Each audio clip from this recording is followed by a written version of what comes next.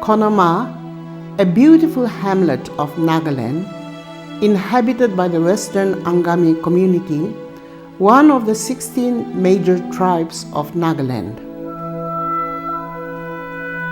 The village is divided into khels or residential territories comprising various clans. Each khel had a kuda or a fort for self-defense. Semoma Fort was described by the British officer Captain John Butler as the strongest in the northeast. Each time the fort was destroyed, it rose phoenix-like, defiantly rebuilt to endure the next attack. These are surrounded by morungs or residential dormitories for boys, intrinsic to the communal fabric of the Nagas. By nurturing a rich oral tradition, morungs help piece together much of Nagaland's history.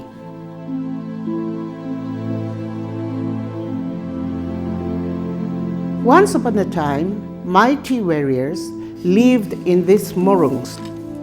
They were very brave and strong, skilled in the arts of hunting and war.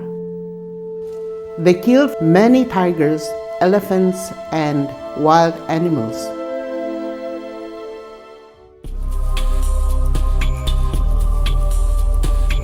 Surrounded by terraced fields and the 9,000 feet high Barrel Range, Khonoma roosts on a ridge, a feature typical of Angami settlements.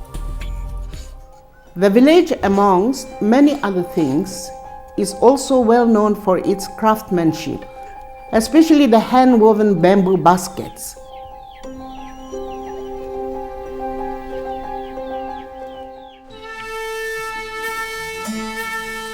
Hunting is second nature to the Nagas, just like eating and sleeping. Generations of their forefathers have walked this very trail since they settled in Khonoma nearly 400 years ago. They were great warriors and hunters. Hunting became their way of life, their tradition, and a symbol of their courage.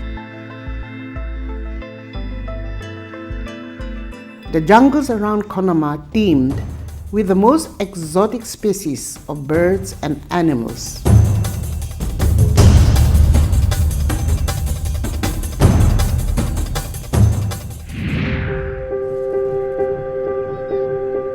Many years ago, elephants roamed the Zuku Valley, of which Khonoma is a small part.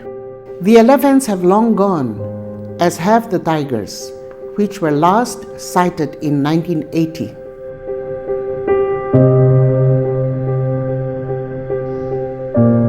In many ways, they depended on the forest. Their women foraged for wild herbs for food.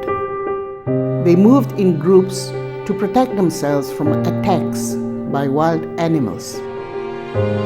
In the 1800s, our fierce Angami village proved the largest threat to the British settlers in Kohima, 20 kilometers away.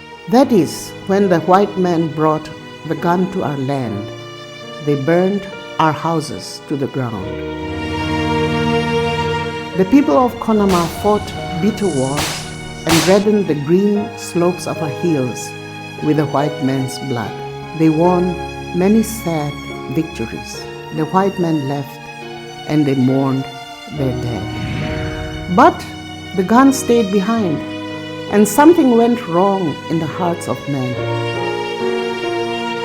The animals and birds were slaughtered by the thousands. Hunters walked deep into the hills, yet game was few. Women, on their daily forage into the woods, found fewer wild flowers and vegetables. An uneasy calm fell over the forests and village of Khonoma.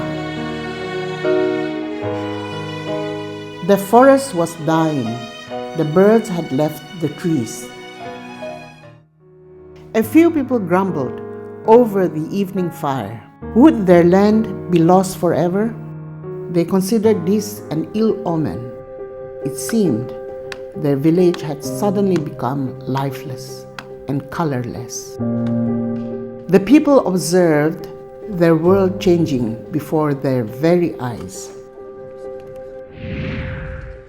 Mr. Tsilye Sakrie, a village elder, soon realized how greedy outsiders were operating in their land. The elders began their discussions. They pointed out that a bad omen has befallen their village. They must return to the ways of their ancestors and show respect for the animals and birds that once roamed the verdant forest. That is the only way that they can bring back the soul of the forest. Various means are suggested. Finally, the elders give their verdict.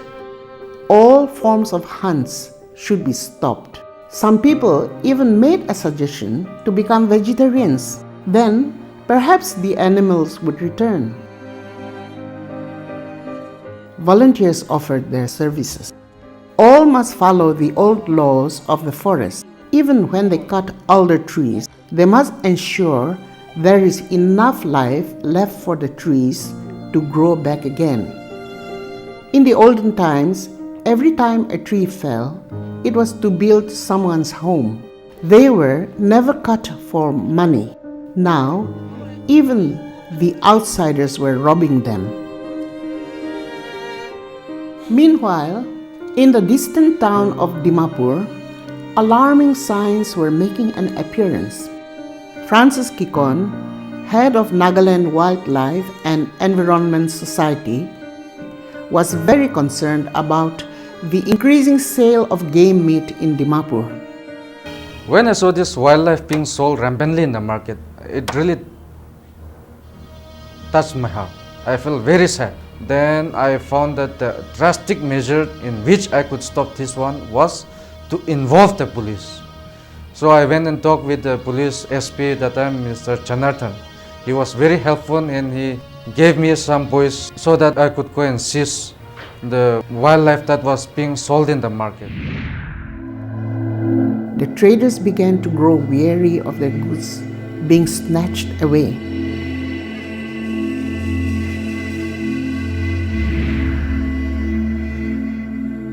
In 1998, hunters or poachers of Khonoma had killed 300 Tragopans. The Indian government ascertained that each Tragopan was worth around rupees 1 lakh to the national heritage. The bird was nearly extinct. Mr. Ziner met the villagers with Mr. Tsilye. They were beginning to get very concerned. Mr. D.K. Zelyang was the first to propose captive breeding of the vanishing breed of Blight's Tragopan. Tragopan is a dull bird. It cannot really be like a jungle fowl, intelligent running away. It's very dull birds moving from branch to branch. And when you go to the forest, it just started barking, from nearby you, and people are shooting left and right. So I feel that unless some kind of effort is given to create awareness by way of breeding, people will go on exterminating, killing all the birds.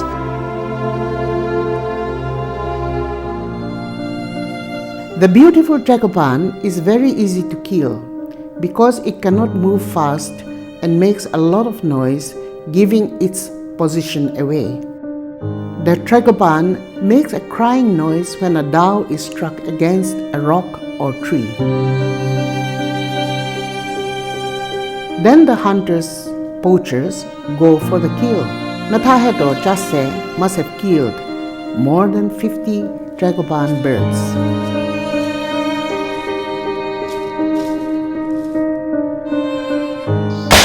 The young generation did not quite have an idea of what they were about to lose forever.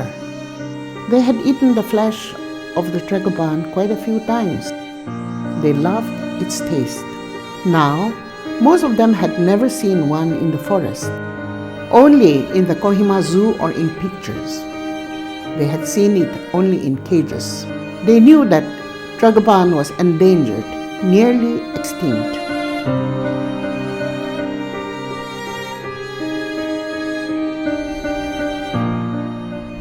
In 1998, Mr. T. Angami, the then Chief Conservator of Forest, encouraged to set apart a major area of the forest for conservation.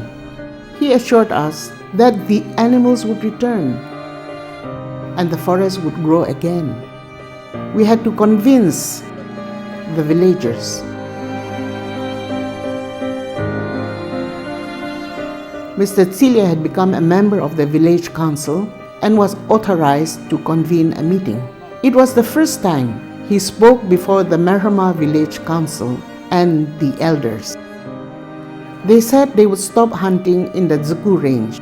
That is the only way we could protect the land of our forefathers. The outsiders would not be allowed to hunt nor cut trees, and they would earn their living by preserving their forests and the animals. They would start a new movement of ecotourism. Tsilia's words were new to the council. The idea was startling to say the least. Hunting was a way of life for all. And what about their customs and traditions? It was a tense moment as the elders retired to their individual khels or colonies to discuss the matter. Mr. Tsilia too was very restless.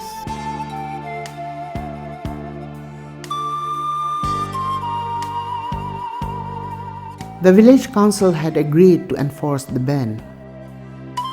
Mr. Tsilia heaved a sigh of relief. Finally, everyone was convinced. All had to accept the dictates of the council. Mr. T. Angami and his wife christened the new project the Khonoma Nature Conservation and Tragopan Trust, or KNCTS. A big feast was held. New rules took the place of old ones. A new order was established. The hunting had stopped. Conservation had its limits.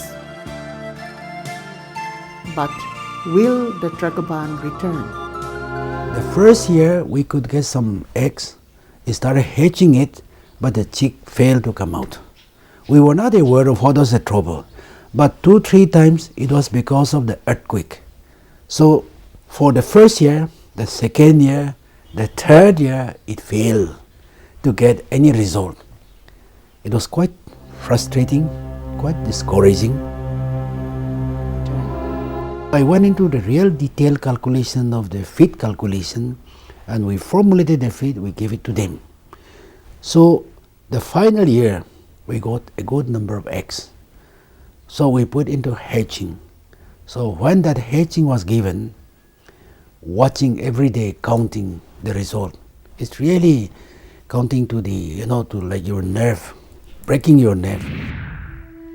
One day, suddenly, the first egg hatched. The Tragopan had been brought back from the dead.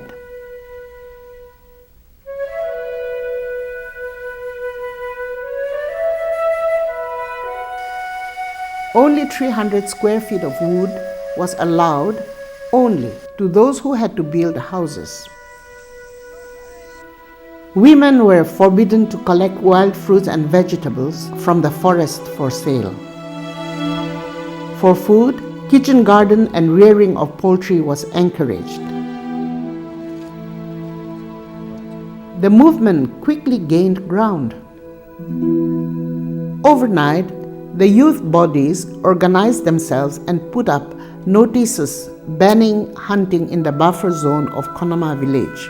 A strict fine of Rs 3,000 was to be levied on each person involved in any illegal hunt. Some made the effort nevertheless. For the next couple of days, they mounted a hidden surveillance to catch the culprits. The culprits were soon identified. Offenders involved had to pay up to a total of rupees 9,000. The efforts of the villagers did not go unnoticed. In the year 2003, they found an ardent supporter in Mrs. Tangi, the then Secretary of Tourism. She set the ponderous wheels of the government into motion. Khonoma had been granted rupees 3 crores under the Green Village project by the central government for conservation efforts as well as to set up an infrastructure for ecotourism. Their joy knew no bounds. With the help of the enthusiastic villagers, a plan was charted out to develop Khonoma as a tourism destination. Environment-friendly solar-powered street lights were set up across the village.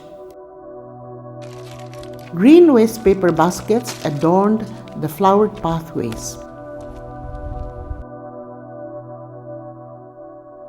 The village men and women built retaining walls, mixed concrete, and paved pathways. A circular vehicular road now made every part of this pristine destination accessible. Roofs were painted green. The village was made ready for tourists. 500 houses were selected for homestays. An inspection bungalow already exists for visitors who want privacy, and an interpretation center cum museum to exhibit local handicrafts and vignettes from local history.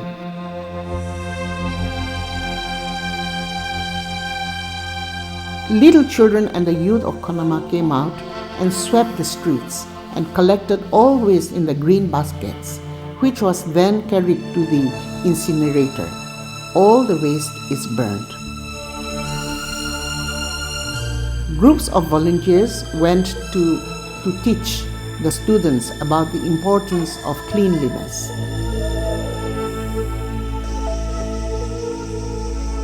At the morning assembly of local Khonoma schools, teachers spoke to all students about the concept of ecotourism.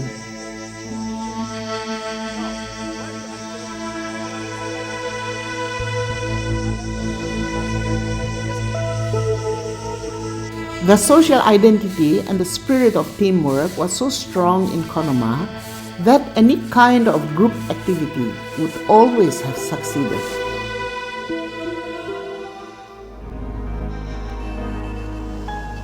On the 25th of October 2005, there was a sense of excitement in the air. Distant war cries of our warriors rent the air as a long convoy of vehicles brought the Chief Minister Mr. Rio to Khonoma.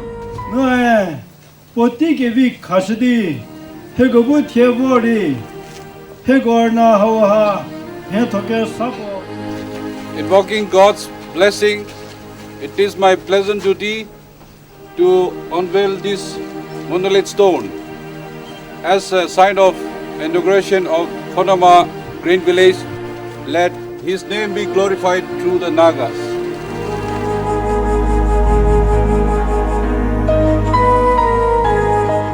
People gathered from far and near.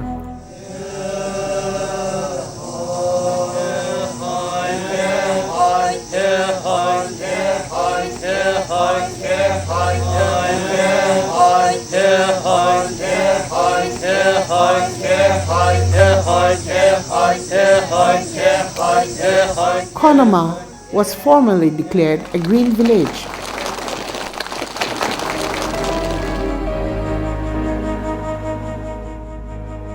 The Nagas too wanted their share of the tourism pie, said Celia Sakri, Secretary KNCT and Tragopan Sanctuary Trust.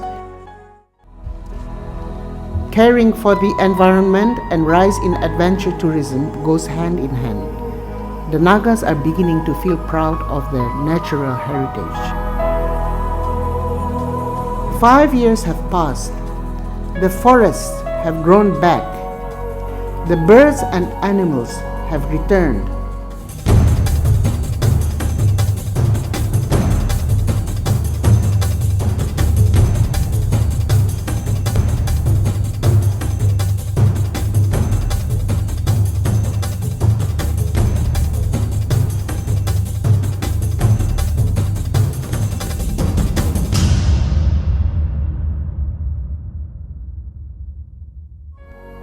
Megovisa Sopi has been entrusted with regulating tourist movement in the area.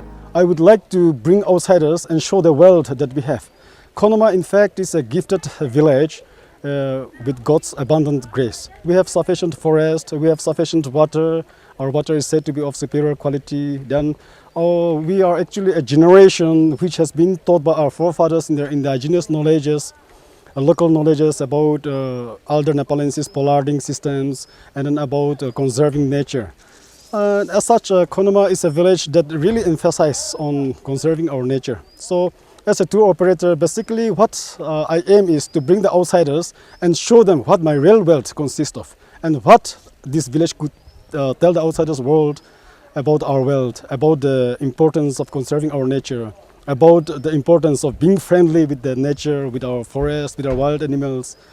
In spite of being great hunters, it is a great pride to tell my outsiders friends, the foreign tourists, and even the foreign friends, now we are being converted into non-hunting villages. A village that has totally banned hunting, logging, and has focused on conserving our nature.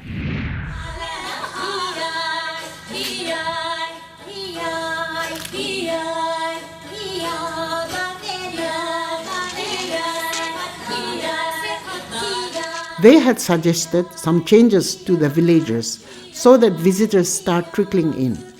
That will help the local folk understand that there cannot be a greater driver for the village economy than tourism. Employment will be generated as the villagers will be trained as guides and local resources people. Conservation and tourism organizations have been able to demonstrate that the natural forest is more valuable through tourism. How do you find my village? This is the first time to come here in Nagaland. I see. So everything is new for me. It may be, yeah. And I was surprised to see the well-maintained rice terraces and house walls or everything. Yes. I think you have already visited the Daman Memorial. Yes. I see. Okay. And what about you? Yeah, it's really interesting. We have learned a lot, but we have to learn much more. Within a short period, we cannot learn everything. But Khonoma is really it's an exception. Yeah. Ecotourism can be categorized as a tourism program that is nature-based, ecologically sustainable, where education and interpretation is a major constituent and where local people are benefited.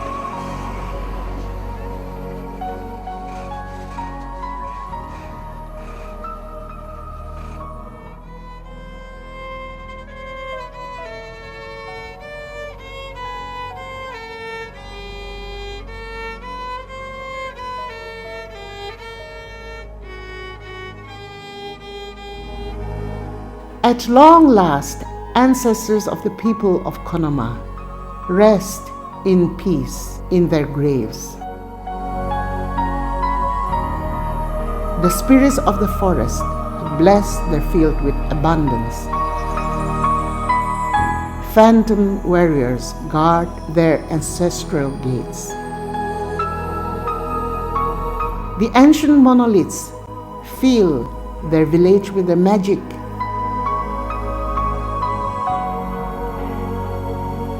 No longer shall their forest ring with the sound of our guns.